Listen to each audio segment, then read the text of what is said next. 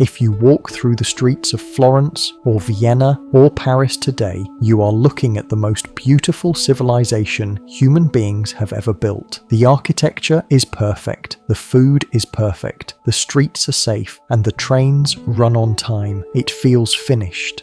And that is exactly the problem. For the last 500 years, Europe was the engine of human history. This is the continent that invented the steam engine, the internal combustion engine, the printing press, modern democracy, and the very concept of the nation-state. Europe didn't just participate in history, it wrote the script. But sometime around the turn of the 21st century, the author put down the pen. We are currently witnessing one of the strangest geopolitical events in 500 years. We are watching a continent of 450 million people with a $20 trillion economy voluntarily decide to resign from the future. We are watching the Venice-ification of an entire continent. Think about the Republic of Venice. In the 1400s, it was the scariest, richest, most aggressive superpower in the Mediterranean. It controlled the trade routes, it funded the wars, and it broke empires. But slowly, over centuries, the trade routes moved. The merchants got rich and lazy. They stopped building ships and started building mansions. Today, Venice is still there. It is beautiful, it is rich, but it is not a player, it is a museum. It is a place where the descendants of people who used to make history now sell tickets to tourists who want to look at it. And if you look at the data, the entire European Union is following that exact same path. In 2008, the economy of the European Union and the economy of the United States were roughly the same size. In fact, Europe was slightly larger. Today, in 2026, the American economy is nearly 50% larger than Europe's. While America, despite all its flaws, continue to birth trillion-dollar giants like Google, Amazon, Tesla, and Nvidia, Europe has not created a single new technology company worth over $100 billion in the last 50 years. Not one. Instead, they have built a fortress of comfort. They built the world's best welfare states. They built the world's strictest privacy laws. They built a garden of rules and regulations. Robert Kagan, in his book of Paradise and Power, diagnosed this decades ago. He wrote that Europe decided to step out of the Hobbesian world of power and war and enter a Kantian paradise of rules and treaties. They decided that if they just behaved nicely, the rest of the world would play along. But the rest of the world did not play along. While Europe was writing rules, Russia was building tanks. While Europe was shutting down nuclear plants to feel virtuous, China was building coal plants to become dominant. And while Europe was debating how to regulate artificial intelligence, America was actually building it. Now, before you click away thinking this is just another video bashing Europe, I want to ask a question that nobody else is asking. Is there an exception? You look at the headlines and you see Poland building the strongest army on the continent. You see the Nordic countries, Sweden, Denmark, Norway, ranking as some of the richest and most innovative societies on Earth. You see the Baltic states punching way above their weight class. So, is the European collapse a myth? Are these countries the proof that the old world still has life in it? Or are they just the lifeboats on the Titanic? Today, we are going to perform a forensic autopsy on the European project. We aren't going to talk about vibes, we are going to look at the 4 specific wounds that killed the superpower. We will look at the security scam, how they outsourced their survival to the United States. We will look at the innovation desert, why the next Google will never be French. We will look at the industrial suicide, how Germany destroyed its own factories by betting on Russian gas. And finally, the demographic winter, the simple, brutal math of a continent that has forgotten how to have children. This isn't a story about a collapse, because collapse is fast and collapse is loud. This is a story about a long, slow, comfortable fade into irrelevance. If you want to understand why Europe is dying, you don't look at their banks, you look at their barracks first. In 1991, the Soviet Union collapsed, the Cold War ended, and in that moment, the leaders of Western Europe made a collective decision that would eventually seal their fate. They decided that history was over. They believed that major state-on-state war was a relic of the past. They believed that from now on, the world would be run by diplomats, not generals. So they cashed in the peace dividend. For the next 30 years, European nations took a chainsaw to their military budgets. In the 1980s, West Germany had nearly 500,000 active soldiers and thousands of tanks ready to fight the Red Army at the Fulda Gap. Today, the Bundeswehr is a shadow.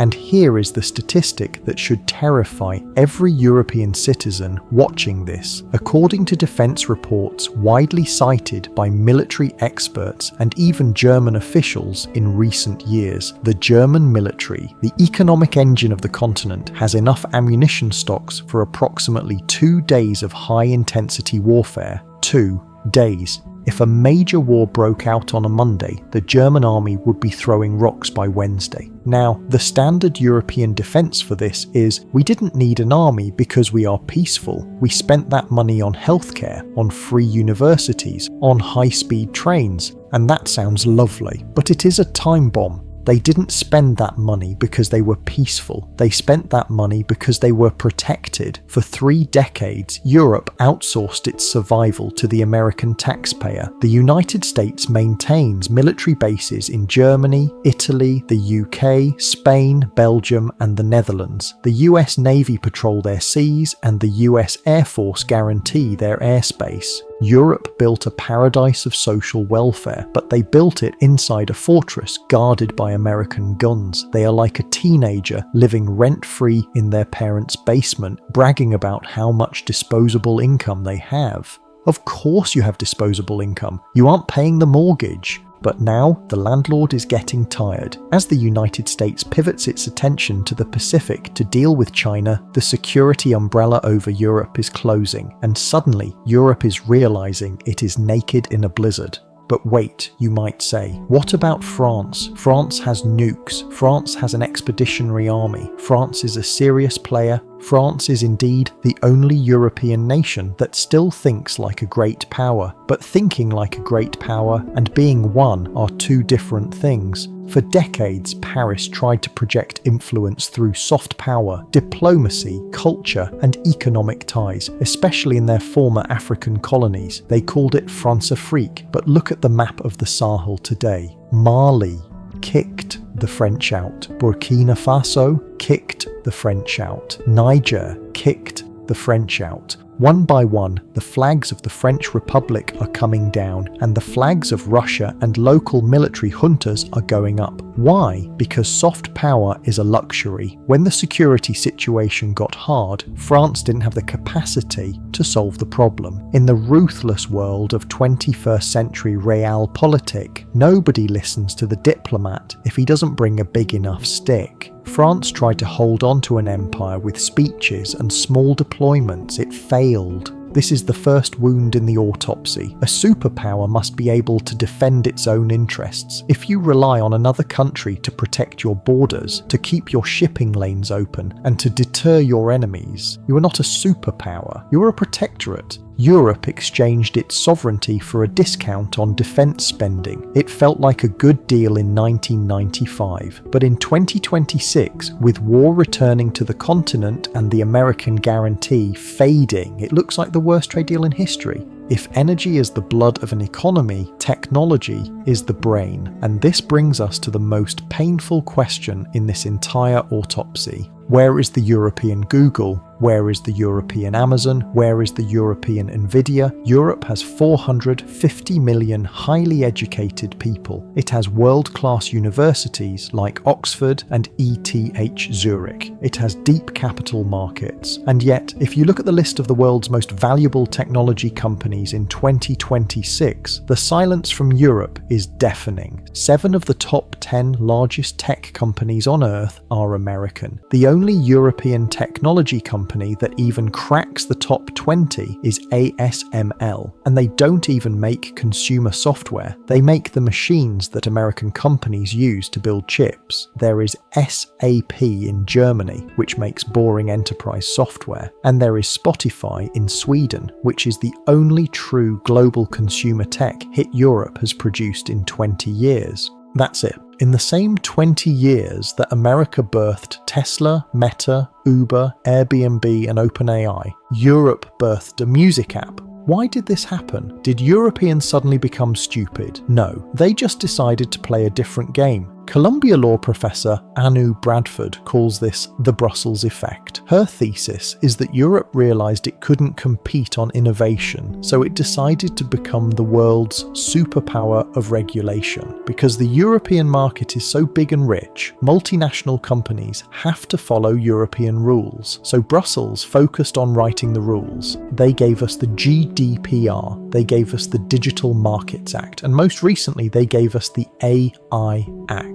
The AI Act is the perfect example of how a civilization dies. In 2024 and 2025, while engineers in San Francisco were sleeping under their desks trying to build artificial general intelligence, AGI, bureaucrats in Brussels were sitting in air-conditioned meeting rooms writing 300 pages of rules on how to control it. They passed the world's first comprehensive law to restrict AI before they even had a single AI company that mattered. They are the referees of a game that they don't even play. The result? The players are leaving the field. In late 2025, over 30 of Europe's top founders, including the CEOs of Spotify and Mistral, signed an open letter warning that this regulatory overreach was going to kill the continent's tech sector before it was even born. They warned that while America races forward and China pours billions into state-sponsored compute, Europe is busy filling out compliance forms.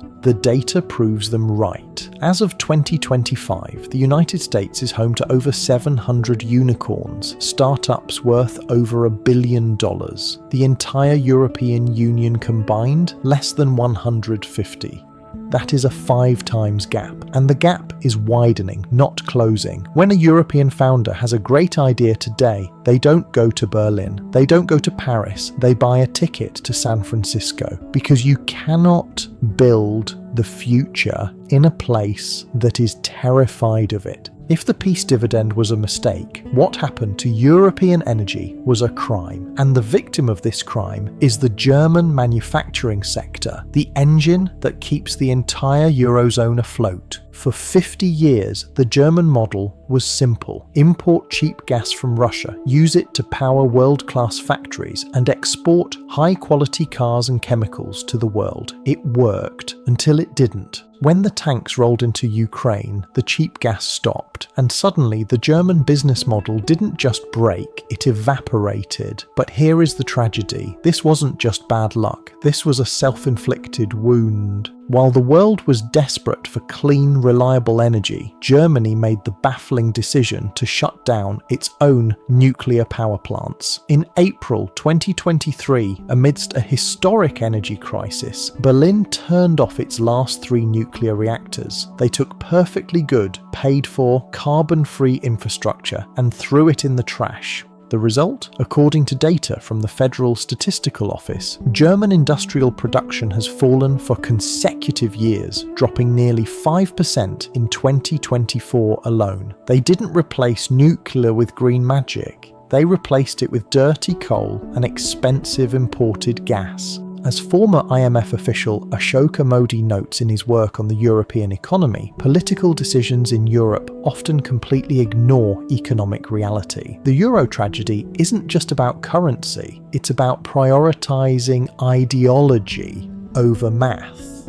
And the math of shutting down nuclear power while trying to run heavy industry simply does not work. You cannot run a 21st century superpower on 19th century energy prices, and because the energy is gone, the companies are leaving. Look at BASF. This is the largest chemical producer in the world, a German icon. They are now effectively leaving home. They are permanently downsizing their presence in Europe to build a €10 billion Verbund site in Zhanjiang, China. Why? Their CEO was blunt. Europe is no longer competitive. They are moving to where the energy is cheap and the government actually wants them. But the most shocking headline came in late 2025. Volkswagen, the very symbol of German industrial might, announced plans to close a factory in Germany for the first time in its 88-year history. Think about that. Through World War II, through the Cold War, through the 2008 crash, VW never closed a German factory, but they are closing one now.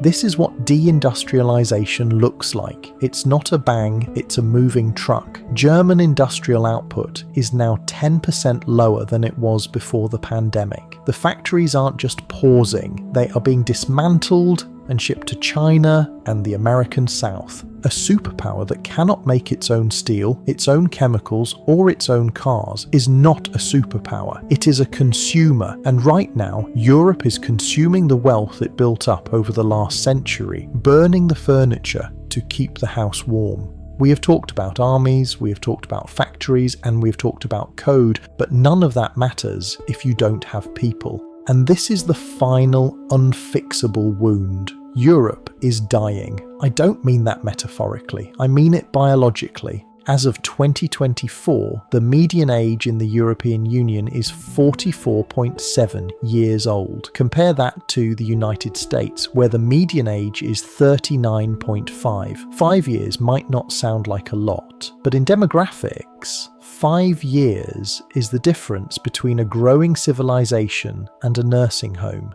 Europe is now the oldest continent in human history, and you can see the consequences in the dependency ratio, the number of workers supporting each retiree. In 2010, there were 4 European workers for every pensioner. By 2050, in countries like Italy and Spain, that number is projected to fall to less than 2. Think about the tax implications of that. Imagine a future where every 2 young workers have to pay for their own families plus the pension and healthcare of one retiree. It is a mathematical death spiral. To pay for the old, you have to tax the young, but if you tax the young too much, they stop having children, which makes the population even older. If you want to see what the end of the world looks like, don't go to a war zone. Go to the Italian countryside. Italy is the patient zero of the demographic plague. In 2024, Italy recorded just 370,000 births against 651,000 deaths. That means for every baby born, nearly 2 people died. Every single region in Italy now has more coffins than cradles. The result is a country that is physically emptying out. There are now thousands of ghost villages across southern Europe that are being sold for €1 just to get someone, anyone, to live there, but nobody is coming. In Spain, they even have a name for it, La España Vaciada, the empty Spain. There are over 3,000 villages in Spain that are completely uninhabited. The lights are off, the houses are empty, the history is over.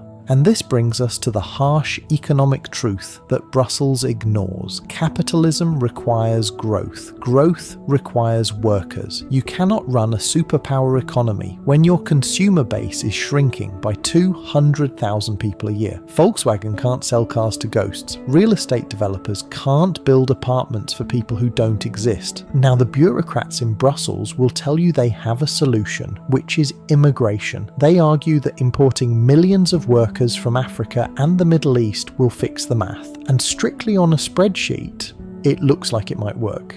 Germany, for example, managed to lower its median age slightly in the last decade purely through massive migration. But mass migration is not a simple plug-and-play fix. It brings social friction, political instability, and integration costs that often outweigh the economic benefits. You cannot just replace a population that took 1,000 years to develop its culture with a spreadsheet of new workers and expect the society to function exactly the same way. Europe is trying to replace its biological failure with a sociological experiment. And as we see in the riots in Dublin, Paris and Southport, the experiment is volatile. Now, if you are watching this from Warsaw or Stockholm or Copenhagen, you are probably screaming at your screen right now. You are thinking, Mr. Moore, you are cherry picking. Not all of Europe is dying. Look at us. And you are right. There are bright spots on the map. So let's look at them. Let's look at the Polish miracle and the Nordic model to see if they can save the continent. First,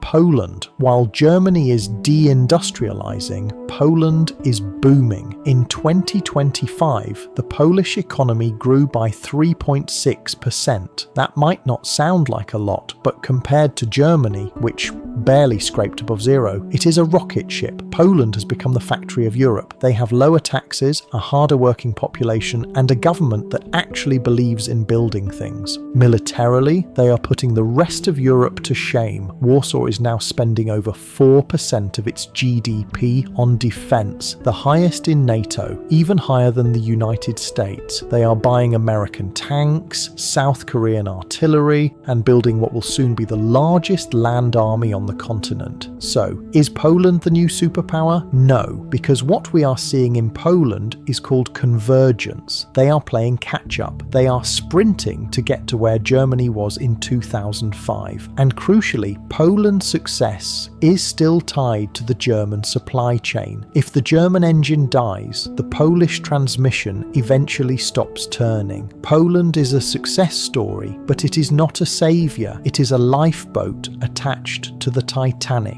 Then we have the north, Sweden, Denmark, Norway, Finland. These are, pound for pound, some of the most impressive societies on earth. They have high tech, they have high trust, they have high wealth. Denmark alone produced Novo Nordisk, the pharmaceutical giant behind Ozempic, which at one point in 2024 had a market cap larger than Tesla. But we have to look at the scale. The combined population of all the Nordic countries is about 27 million people. That is smaller than the state of Texas. It is significantly smaller than California. You cannot build a global superpower with the population of Texas. The Nordics prove that you can be rich, happy, and irrelevant all at the same time. They are the gated communities of the world. Safe? Yes. Pleasant?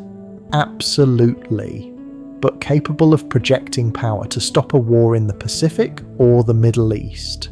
No. And this brings us to the tragedy of the European situation. The countries that have the scale, Germany, France, Italy, are dying. The countries that have the energy, Poland, the Nordics, are too small to steer the ship. You don't build an aircraft carrier out of lifeboats. Poland and the Nordics will likely survive the coming decades better than their neighbours. They will remain wealthy enclaves, but they cannot reverse the gravitational pull of a continent that has 450 million people, zero energy, and an average age of 45. So we return to the question we started with. Is Europe collapsing? If by collapsing you mean exploding like the Middle East or dissolving overnight like the Soviet Union, then the answer is no. The European Union isn't going to disappear tomorrow. But if by collapsing you mean the slow, irreversible loss of relevance, then the answer is yes. The autopsy is complete and the cause of death is clear. It was a suicide by 4 cuts. Security. They outsourced their survival to America and forgot how to fight. Energy. They destroyed their own industrial base to feel virtuous. Innovation. They chose to regulate the future instead of building it. Demographics. They simply forgot to show up for the next generation. And this leaves us with the Venetian future. In the coming decades, Europe will likely remain a very pleasant place. The food will still be delicious. The trains will, mostly, run on time. The healthcare will be free. It will be the world's premier destination for rich American tourists and Chinese business elites to spend their vacations. But it will be a continent that lives in the past tense. It will be a giant, open-air museum where we go to admire what what used to be. We will walk past the factories that used to build the world's best cars. We will visit the universities that used to discover the laws of physics. We will look at the parliaments that used to decide the fate of nations. There is no shame in this. Every empire eventually retires. Rome did it, the Ottomans did it, the British did it. Now it is Europe's turn to sit on the porch and watch the rest of the world play the game they invented.